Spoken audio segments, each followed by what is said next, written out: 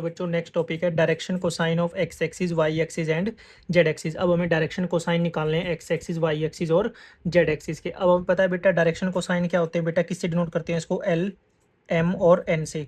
L क्या होता है बेटा हमारा कॉस अल्फा, एम क्या होता है बेटा हमारा कॉस बीटा और एन क्या होता है बेटा हमारा कॉस गामा। अब अल्फा क्या होता है बेटा एक्स एक्सिस के साथ जो एंगल बन रहा है, बीटा क्या है बेटा वाई एक्सिस के साथ और गामा क्या है बेटा अपना जेड एक्सिस के साथ। किसके साथ? जेड एक्सिस के साथ। अब हमें डायरेक्शन कोसाइन निकालने हैं, डायरेक्शन कोसाइंस ऑफ किसके निकालने हैं बेटा, एक्स एक्सिस के।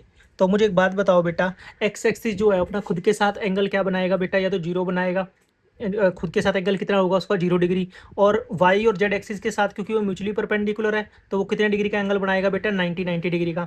तो अगर मैं डायरेक्शन कोसाइन लिखूँ एक्स एक्सिस के तो अल्फा की वैल्यू तो मेरे पास 0 होगी बेटा, बीटा मेरा कितना होगा 90 डिग्री और गामा मेरा कितना होगा बेटा 90 डिग्री। तो यहाँ से डायरेक्शन कोसाइन अगर मैं एक्स एक्सिस के निकाल लूँगा बेटा तो कॉस अल्फा यानी खुद के साथ एंगल कितना 0 डिग्री, तो यानी क्या बनेगा बेटा कॉस 0 और दूसरा क्या बनेगा बेटा कॉस 90 डिग्री और तीसरा क्या बनेगा बेटा कॉस 90 डिग्री।